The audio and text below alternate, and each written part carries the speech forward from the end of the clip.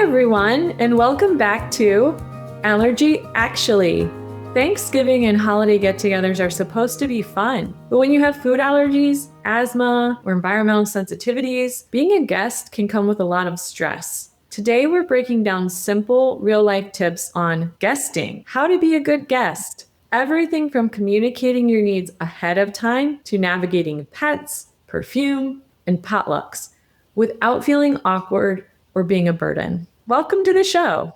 Ladies, when you are either talking with patients or planning ahead for your own needs, being a guest in someone's home, what are some of the things that you talk about or think about? I think first and foremost, safety is number one, and wanting to ensure, when you think about safety, you want to make sure you have safe air, safe water, safe food. Those are kind of those things that are going to keep us alive. And so that's where we put a lot of the emphasis, but communication about those needs is really where the key lies.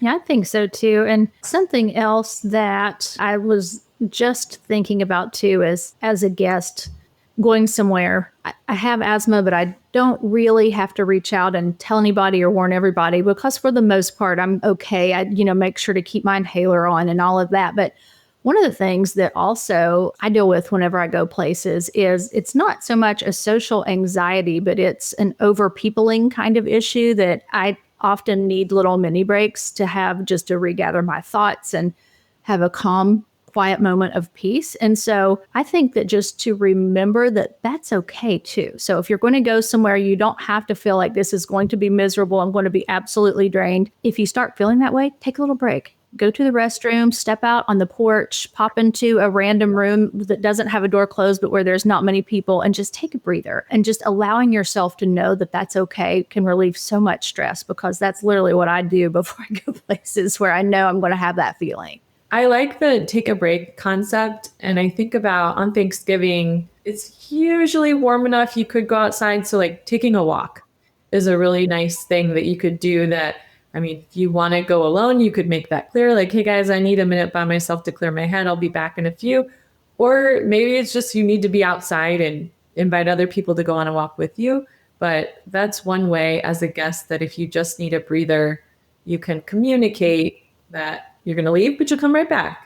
Kira, when I know we talked before about your daughter who had egg allergy when she was little, and it happened to coincide around COVID time, so you didn't have to necessarily deal with navigating too many situations.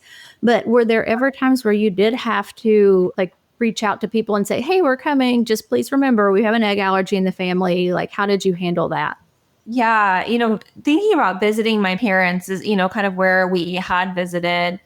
And frankly, they grew up in they're of the boomer generation. So they grew up where their food allergies weren't a thing, right? Like they didn't know anyone. We didn't grow up as an elder millennial. None of my classmates had food allergies. So this is brand new to them. So it really was, thinking about the meals and even kind of the cuisines. She had egg allergy. So there's certain cuisines or like breakfast, right, is an egg heavy meal. So making sure we had cereal and milk, like that was easy enough, right? And we didn't go out to breakfast, which we sometimes would have done. There's a Swedish pancake place back home that's, an old standby. And so we skipped that trip, so that we didn't have to worry about that. And that was fine. But then thinking about for instance, for different cuisines, like egg can kind of sneak into Asian cuisine, right? And fried rice and kind of other dishes there.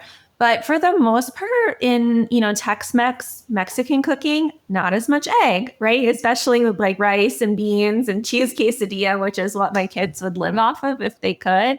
So that was an easy meal that we could go out to and not really have to, still let the waitresses and people know, but that we could accommodate. And then just going through kind of, hey mom, what kinds of things are we thinking about making? Interestingly, when we visit home, my mom is not quite the type that's like, oh, let's do all the cooking at home. So that was less of an issue. It was more figuring out if we're going out, where we were eating. And frankly, it's a little bit of an interesting dynamic that when we visit, we end up cooking more. So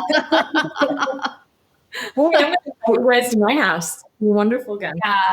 Yeah. Another thing people think about are pets. I think all of us have pets.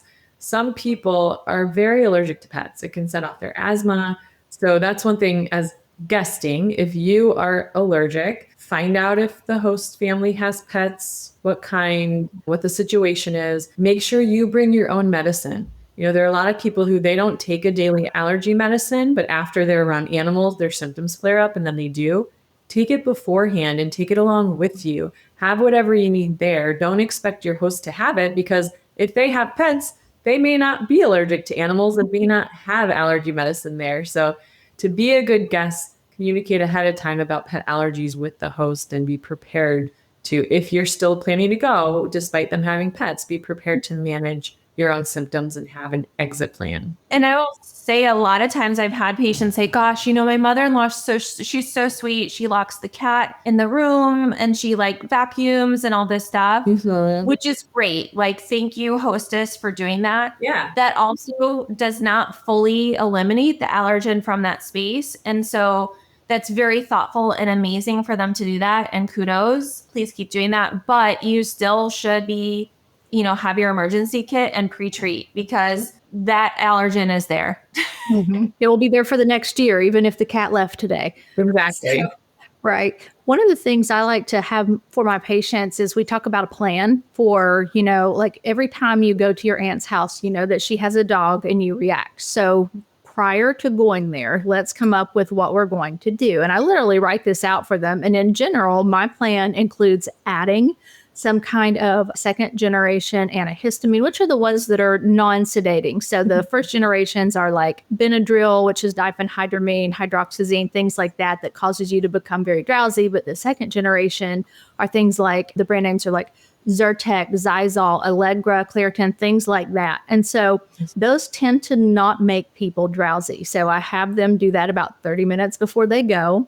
There's a wonderful over-the-counter nasal spray called Nasal Crom. I love it. And it helps to prevent those allergic cells called mast cells in your nasal mucosa from opening up whenever you have your allergen exposure. And so doing that about 30 minutes prior to exposure is also a good idea. And that can be repeated up to, I think, 4 times a day. So if you're there for a prolonged stay, just stick it in your pocket and take it with you. It's a really great way to be able to deal with that. Mm-hmm. And of course, making sure that you keep your emergency inhaler. I'm going to admit, I hate to call an emergency your cough medicine inhaler. Remember that your albuterol inhaler is not to use when you are desperate. It is to use when you have symptoms. And they don't have to be bad symptoms. You just want to use it early. It will be more likely to work that way. There may be some instances where, in talking with your allergist, they may suggest you take it along with your antihistamine on the way there, almost like we would suggest that to a runner, before a race, that we may think about pre-treating. Any final thoughts on perfume as a guest, wearing perfume? How much, what kind, anything like that? In general, perfume, it does smell lovely. And I totally get the appeal. And also, especially if you know that you have loved ones with airway sensitivities, asthma, allergies, which in any gathering with more than 8 people, even that you're going to have probably at least 1 or 2 people with those. Increasingly, I am of the favor of just skipping it, because it really can be a significant trigger for more and more folks. And the smells linger. I have a beloved family member, when they visit, we end up having to air out the guest room for a good week after, because they love their perfume, and it does smell nice, but it stays. It's like third-hand, kind of like secondhand smoke, third-hand smoke. It lingers. And it's one of those things, if you feel like that's just a part of your identity, you cannot resist wearing some, stick to 1 squirt. There are people who can't smell very well and don't know that. And when they put on their perfume or cologne, they put on until they can smell it, which for people who maybe we'll say have normal sense of smell can be really overpowering, but they don't realize it. So skipping it if you're going where there are a lot of people. If you really want to, just wear 1 squirt, keep everybody breathing easy. Thank you everyone for being with us here today. We would love if you would share this with someone that you care about who may be a guest at Thanksgiving this year. If you're heading into the holidays with allergies or sensitivities, know that preparation isn't a burden, it's a support for your health. Advocate gently, plan ahead, and give yourself permission to enjoy the moments that matter. We're cheering you on. here at Allergy Actually.